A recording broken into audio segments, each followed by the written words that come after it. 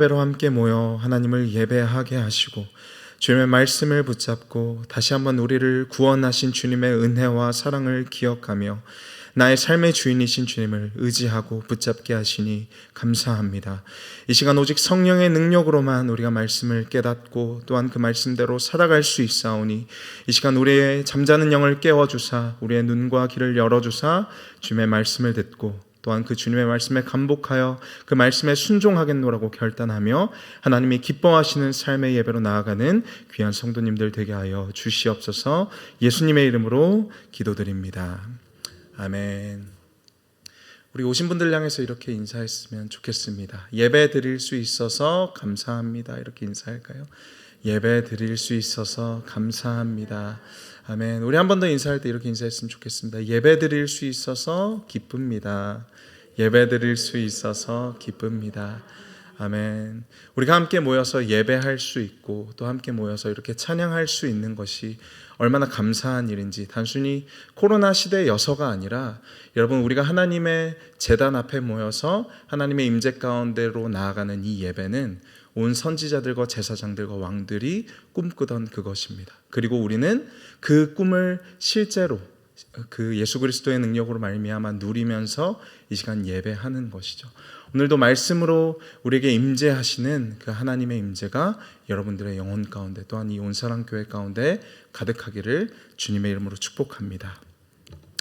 지난 시간 우리는 아나니아와 삽비라의 이야기를 나누었습니다. 그리고 그 이야기를 통해서 세 가지 교훈에 대해서 나누었습니다. 첫 번째는 바로 교회가 어떤 곳인가. 교회가 모일 때는 반드시 보이지 않는 능력이 일한다. 그리고 이것이 바로 세상의 여느 단체들과 교회를 구분짓는 기준이다. 교회가 교회로 모일 때 반드시 보이지 않는 능력이 그 가운데 임한다 였습니다. 두 번째는 성령과 사탄의 존재에 대해서 나누었죠. 그래서 우리는 반드시 그 영의 능력의 지배를 받을 것인데 베드로와 초대교회는 우리가 잘 아는 것처럼 성령으로 충만하였고 또 아나니아와 삽비라의 마음에는 사탄이 가득하였다. 그래서 우리는 성령의 통치를 받을 것인가 아니면 사탄 마귀의 지배를 받을 것인가를 나누었습니다. 그리고 세 번째로 우리의 부패한 마음에 대해서 나누었죠. 베드로는 아나니아와 삽비라에게 어찌하여 이 일을 너희의 마음에 두었느냐라고 말했습니다. 그리고 우리의 마음은 늘 부패하고 왜곡되어서 죄를 향해 달려가는 마음이다라는 것이죠. 그래서 보이지 않는 능력이 일하는 교회에는 늘 이 사탄의 지배와 우리의 부패한 마음의 문제를 해결해야 하는데 그것은 오직 사탄의 시험을 이기시고 그리고 우리에게 새 영과 새 마음을 주시는 그리스도를 통해서만 가능하다. 그래서 우리는 늘 그리스도를 의지하며 그분에게로 피해야 한다라는 말씀에 대해서 나누었습니다. 그리고 이어서 오늘 본문은 이 아나니아와 삽비라 사건 이후에 이러한 사탄의 공격에도 불구하고 교회가 계속해서 그들의 사명을 감당하는 것을 기록하고 있는데 특별히 오늘 본문은 무엇에 초점을 맞추고 있냐면 그 교회가 교회됨의 사명을 감당하는 데 있어서 세상과의 어떠한 관계 속에서 그들의 사명을 감당했는가. 그러니까 세상에서 그들이 어떻게 비추어졌고 또한 세상 속에서 교회가 어떤 역할을 감당했는지를 집중하여서 오늘 본문은 기록하고 있습니다. 먼저 12절 말씀을 보겠습니다. 우리 12절 말씀 한 목소리로 읽어보겠습니다. 시작. 사도들의 손을 통하여 민간의 표적과 기사가 많이 일어나매 솔로몬 행각에 모이고 사도들의 손을 통하여 많은 표적과 기사가 일어났다라고 말합니다. 여러분 여기에서 표적과 기사는 영어로는 signs and wonders입니다. 사인은 무엇이죠? 말 그대로 표지판을 사인이라고 합니다. 그리고 wonders는 놀라운 일들을 표현하는 것이죠. 그러니까 표적, 이 초대교회 가운데 일어났던 표적, 이 사인들과 놀라운 일들은 무언가를 가리키고 있는 표지판이었다, 사인이었다라고 할 수 있습니다. 그러니까 그 자체로서 어떤 의미를 가지고 있기보다는 그 일어난 일과 능력이 무언가를 가리키고 있다. 마치 앞에 횡단보도가 있다라는 사인이 있고 속도 위반이 있다라는 그 표지판이 있는 것처럼 이 표지판 자체가 의미와 어떤 것을 가지고 있기보다는 그것이 무언가를 가리키고 있다라는 것이죠. 그래서 성경 사전은 이 표적을 무엇이라고 정의하냐면 표적을 행하는 자의 신분이나 표적이 뜻하는 바를 밝히는 것에 목적이 있다. 무언가를 가리키고 그것을 행하는 사람이나 그리고 그것이 뜻하는 바를 밝히는 것에 표적의 목적이 있다라고 말합니다. 그래서 우리는 이 표적과 기사를 늘 주의 깊게 보아야 합니다. 왜냐하면 늘 이 표적과 기사는, 이 놀라운 일들은 인간의 이목을 끌고 집중시키기 때문이죠. 표적과 기사가 일어나는 곳에는 언제나 수많은 사람들이 따르고 또 명예가 따르기 때문입니다. 예를 들어서 오병이어의 기적을 우리 주님이 이루신 후에 수많은 무리가 예수님을 따르며 그들의 무리가 인산인해를 이루었습니다. 그리고 이때 주님은 그들을 보면서 요한복음 6장에서 이렇게 말씀하셨습니다. 예수께서 대답하여 이르시되 내가 진실로 진실로 너희에게 이르노니 너희가 나를 찾는 것은 표적을 본 까닭이 아니요 떡을 먹고 배부른 까닭이로다. 예수님은 이 오병이어 기적 후에 무리가 모인 이 이유가 바로 표적을 본 까닭이 아니라고 말씀하십니다. 정확히는 표적이 가리키는 바, 정말로 그 표지판이 무엇을 가리키는지, 누구를 가리키는지를 보지 못하고 무엇만을 보았던 것이죠. 썩어질 육체의 양식만을 보았다라는 것이죠. 동일하게 니고데모와 예수님의 대화에도 이런 장면이 등장합니다. 요한복음 3장 2절입니다. 그가 밤에 예수께 와서 이르되 랍비여 우리가 당신은 하나님께로부터 오신 선생인 줄 아나이다. 하나님이 함께 하시지 아니하시면 당신이 행하시는 이 표적을 아무도 할 수 없음이니이다. 바리새인 중에 지도자인 이 니고데모가 밤중에 예수님을 찾아와서 예수님께 이렇게 말하죠. 당신은 하나님으로부터 오신 선생인 줄 내가 압니다. 왜냐하면 당신이 행하신 표적이 하나님 없으면 행할 수 없는 표적이기 때문입니다. 여러분, 우리는 이 니고데모를 보면서, 이 니고데모의 말을 보면서 이 니고데모가 썩을 양식만을 바라보았던 수많은 무리보다 낫다라는 것을 알 수 있습니다. 왜냐하면 그는 이 표적을 통해서 이 표적을 행하시는 분이 범상치 않은 분, 최소한 하나님으로부터 온 선생인 줄은 알았기 때문이죠. 그러나 이러한 니고데모의 예수님에 대한 이해도 정말로 예수님이 누구이신지에 비하면 한참 모자란 것입니다. 그래서 예수님은 니고데모에게 이렇게 말씀하셨죠. 요한복음 3장 3절입니다. 예수께서 대답하여 이르시되 진실로 진실로 내게 이르노니 사람이 거듭나지 아니하면 하나님의 나라를 볼 수 없느니라. 여러분, 이 대화의 맥락에 맞게 이 말씀을 이렇게 읽어볼 수 있습니다.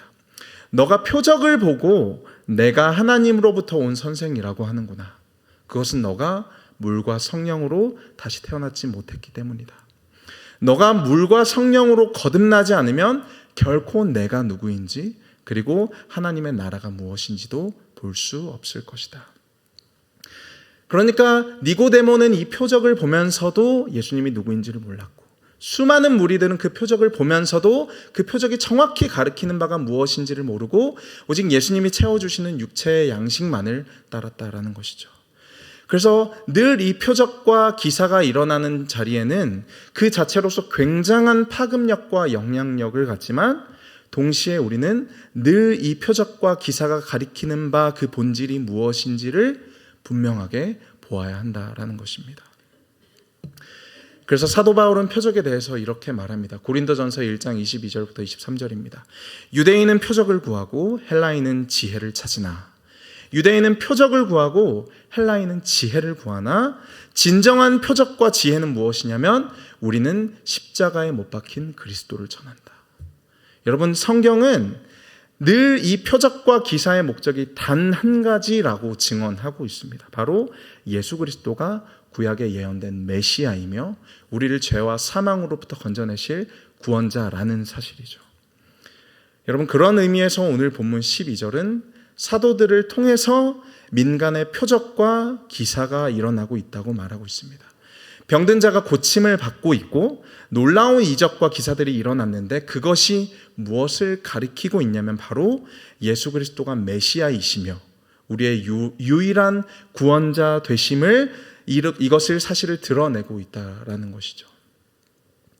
그래서 이어서 12절 하반절은 이렇게 기록하고 있습니다. 믿는 사람이 다 마음을 같이하여 솔로몬 행각에 모이고.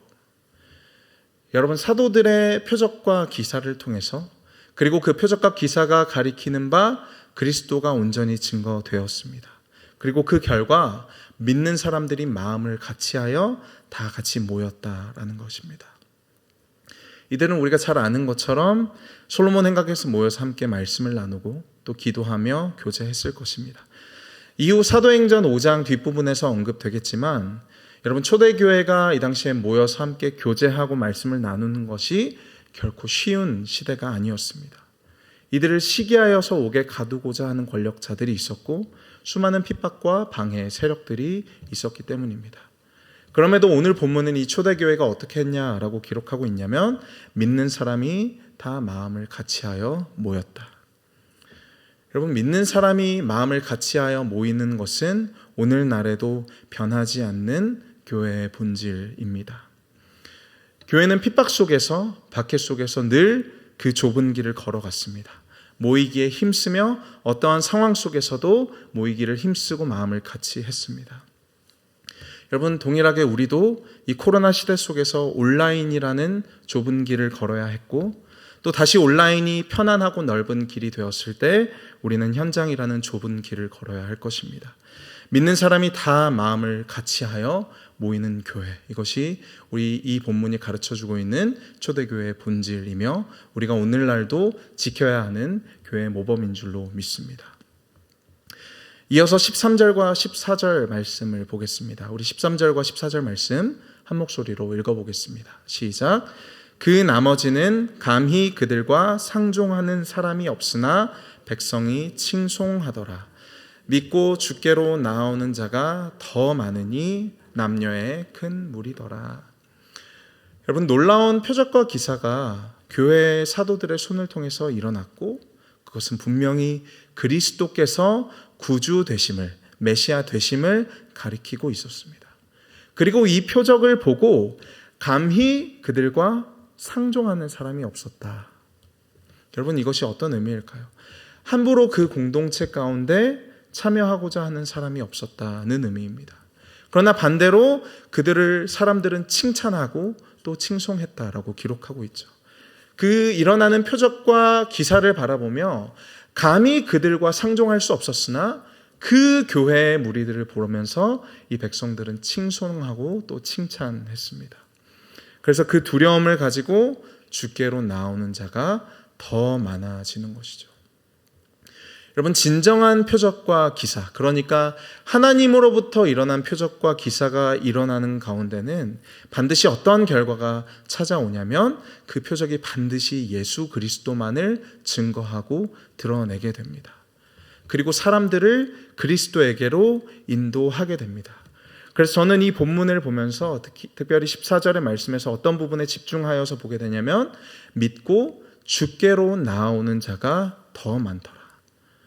여러분, 진정한 표적과 기사의 결과는 무엇이냐면 주께로 나오는 자가 더 많아지는 것입니다.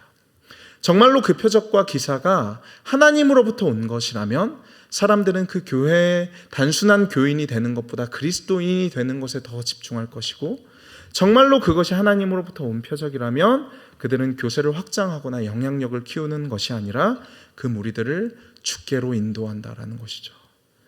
여러분, 그들이 진정한 그리스도인이 되는 것, 그것은 바로 그 표적, 그러니까 그 표지판이 제대로 된 역할을 하고 있다라는 의미입니다. 동일하게 오늘날 교회로 부르심을 받은 우리도 세상 가운데 우리 주님이 보내신, 우리 주님이 세워두신 표지판입니다. 그리고 우리의 삶으로 드러나는 이 표지판은 반드시 정확하게 누구를 가리키고 있어야 하냐면 그리스도만을 가리키고 있어야 합니다. 우리가 복을 받는 어떤 삶의 모양이나 지혜가 아니라, 남들과 구별되어지는 어떠한 삶의 모습이 아니라 순전하게 그리스도만을 가리키는 것, 그리하여 주께로 그들로 하여금 나오게 하는 것이 초대교회가 우리에게 가르쳐주는 교회의 본질이자 역할인 것이죠. 이어서 15절 말씀을 보겠습니다. 심지어 병든 사람을 메고 거리에 나가 침대와 요 위에 누이고 베드로가 지날 때에 혹 그의 그림자라도 누구에게 덮일까 바라고. 여러분, 심지어 어떤 사람까지 있었다라고 기록하고 있죠? 요와 침대를 가지고 거리에 나가는 사람들도 있었다라고 말합니다. 그리고 그 뒤에 이어서는 심지어는 베드로가 지날 때에 무엇이라도 덮일까요? 그의 그림자라도 덮일까 하는 간절한 마음으로 길가에 사람들이 나와왔었다라는 것이죠. 여러분, 표적과 기사를 통해 예수 그리스도가 메시아이심이 드러나자 이 표적과 기사를 통해 하나님이 하나님의 나라가 어떤 곳인지를 보여주시자 어떤 일이 일어나냐면 병든 사람들이 거리로 나오기 시작합니다. 어둠 가운데, 소외됨 가운데, 또 사망의 그늘에 앉아있던 그들이 거리로 나오기 시작한다라는 것이죠. 정죄받던 자들과 가난한 자들, 빛이 없고 소망이 없는 자들이 자신에게 가지고 있는 것, 이 침대와 요라도 가지고 주님 앞에 나와서 감히 그 그림자라도 덮일까 하는 그 간절함을 가지고 교회를 바라보고 있다라는 것입니다. 그들의 마음이 어찌나 간절했던지 베드로에게 그림자라도 밟힐까요? 마치 혈루병 걸린 여인이 예수님의 옷자락이라도 만지고자 하는 그 간절함으로 예수님을 만졌던 것처럼 초대교회를 통해서 드러난 이 빛과 소망을 본 이 세상의 수많은 사람들이, 그 병자들이 침대와 요를 가지고 와서 나아왔다라는 것입니다. 여러분, 그림자가 무엇이죠? 그림자는 본체가 아닙니다. 그림자는 무엇이냐면 그 본체에 비추어진 빛으로 인해 생겨난 흔적일 뿐이죠. 그러나 이 빛의 흔적이라도 덮이기를 바라는 마음, 그 빛이 어찌나 밝고 찬란했던지, 그 빛으로 드러나시는 그리스도의 놀라운 표적과 기사로 말미암아, 그 드러나는 하나님의 나라로 말미암아 그 빛이 어찌나 밝았던지 그 빛에 비추어진 흔적이라도 덮일까 하여 세상이 교회 앞으로 나왔다는 것이죠. 침대와 요를 가지고 어둠 속에서 소외된 가운데 숨어있던 자들이, 병들고 사망의 그늘에 앉아있던 자들이 비로소 주님의 그 품 안으로 그 빛의 흔적이라도 덮일까 하여 나오는 것입니다. 제가 고등학생 때 북한 선교를 하시는 선교사님을 따라서 북한 국경을 따라서 선교 여행을 다닌 적이 있습니다. 압록강 경계를 따라서 두만강까지 이렇게 쭉 다니면서 북한 선교를 하고 계시는 수많은 조선족 교회와 또 선교사님들을 만날 수 있었습니다.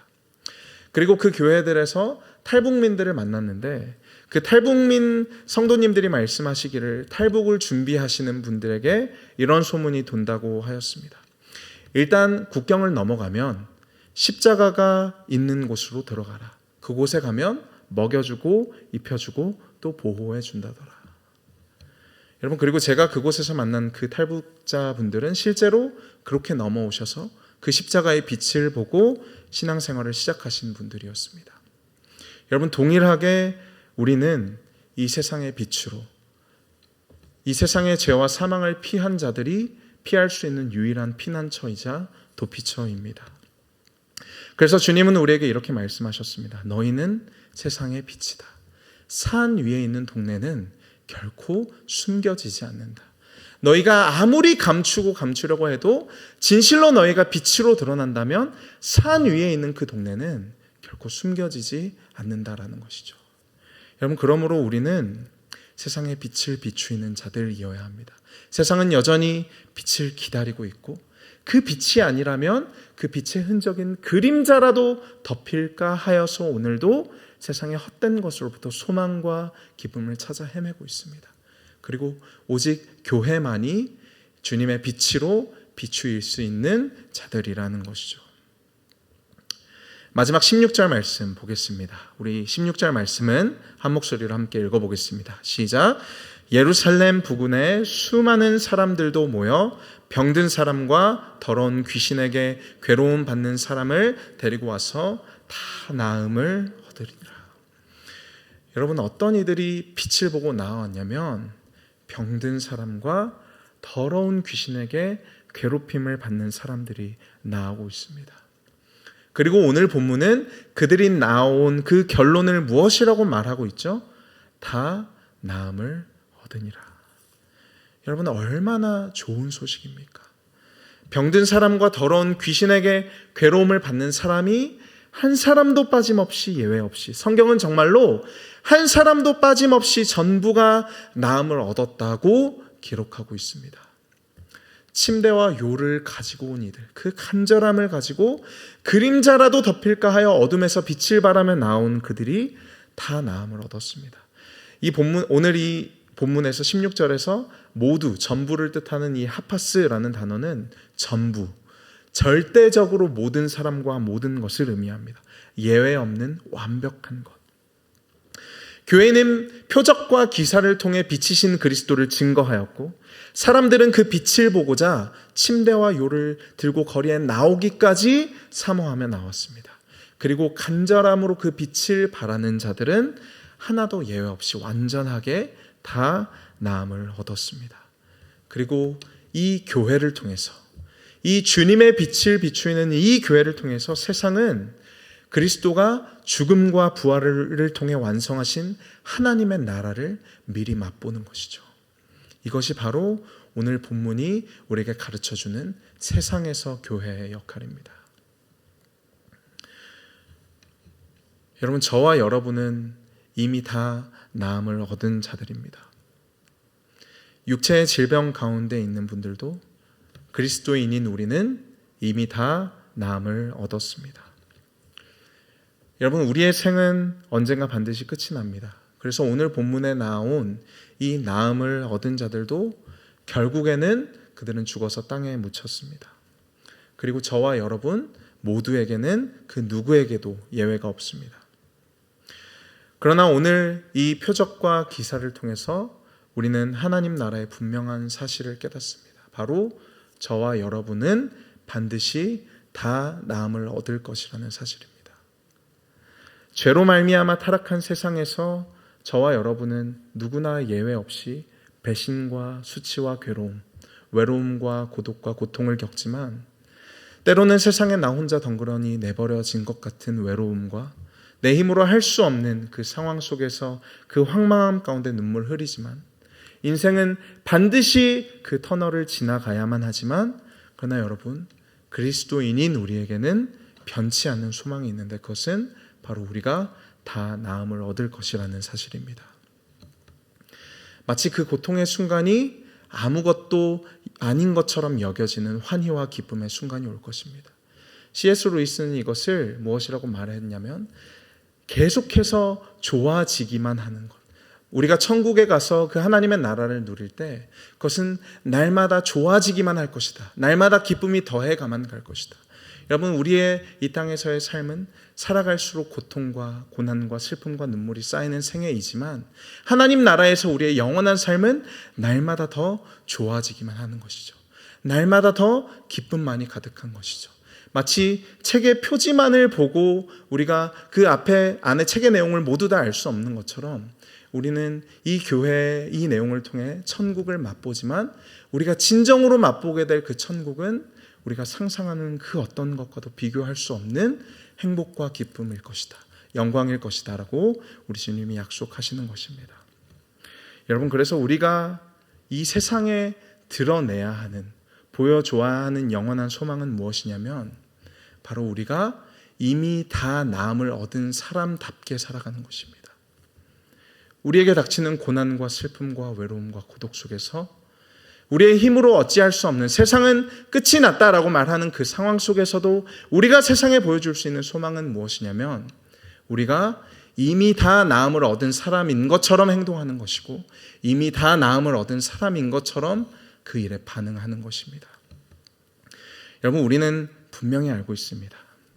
주님이 이 땅에서 우리를 때로는 겸손하게 하시기 위해서 육체의 가시와 고난을 허락하시고 또 정신의 연약함을 허락하시기도 합니다. 그러나 우리는 주님의 품에 안기는 그날 반드시 다 나음을 얻을 것이고 반드시 치유함을 얻을 것입니다. 그러니 여러분, 우리는 이미 다 나음을 얻은 사람답게 살아야 합니다. 여러분, 수많은 사람들이, 병에 걸린 사람들이 병원의 완치 판정을 받기 위해서 갖은 노력과 수고를 다합니다. 몸에 좋은 것을 찾아서 먹고 몸에 좋은 치료법들을 찾아다니면서 병원의 완치 판정만을 기다리며 사는 사람들이 있습니다. 그러나 여러분, 오늘 말씀이 약속하는 바 우리가 다 나음을 얻을 것이라는 이 소식은 여러분 그에 비할 수 없이 기쁘고 완전한 우리의 소망입니다. 세상은 결코 가질 수 없는, 세상의 어떤 것도 비교할 수 없는 우리에게 주신 영원한 소망, 병원의 완치 판정과는 비교할 수도 없는 영원한 기쁨이 오늘 이 성경의 말씀 가운데 우리에게 주어진 것이죠. 그러므로 여러분, 이 복된 소식을 품에 안은 채 기쁨을 가지고 살아가야 합니다. 이것이 우리에게 주신 주님의 사명이고 우리에게 주어진 세상에서의 역할인 것이죠. 여러분, 일평생 수고한 고생 가운데 세월이 흘러 우리 부모님들, 우리의 사랑하는 부모님들은 병들어 자리에 눕게 됩니다. 여러분, 그 눈물을 누가 닦아주실 수 있겠습니까? 이제 앞으로 험난한 세상을 헤쳐가며 우리의 자녀들, 우리의 사랑하는 아들과 딸들은 우리가 그리했던 것처럼 수많은 눈물을 앞으로 흘려야만 할 것입니다. 여러분, 나 자신을 돌보지 못하고 살아왔던 어머니들의 고단함도, 가정을 지키기 위해서 수치와 고생을 견딘 우리 아버지들의 슬픔도 우리 주님은 위로해 주시고 안아 주실 것입니다. 우리는 오직 그 안에서 소망을 발견하고 다 나음을 얻게 될 것입니다. 요한계시록 21장 4절 말씀 우리 믿음으로 함께 읽기를 원합니다. 시작. 모든 눈물을 그 눈에서 닦아주시니 다시는 사망이 없고 애통하는 것이나 곡하는 것이나 아픈 것이 다시 있지 아니하리니 처음 것들이 다 지나갔음이로라. 아멘. 여러분, 이것이 초대교회가 세상에 보여준 표적과 기사의 의미입니다. 교회는 이 땅에 주님이 지으신 하나님 나라, 천국의 모델하우스입니다. 교회를 보면서 사람들은 천국이 어떤 곳인지를 상상하며 그 기쁨과 환희를 맛보아야 할 것입니다.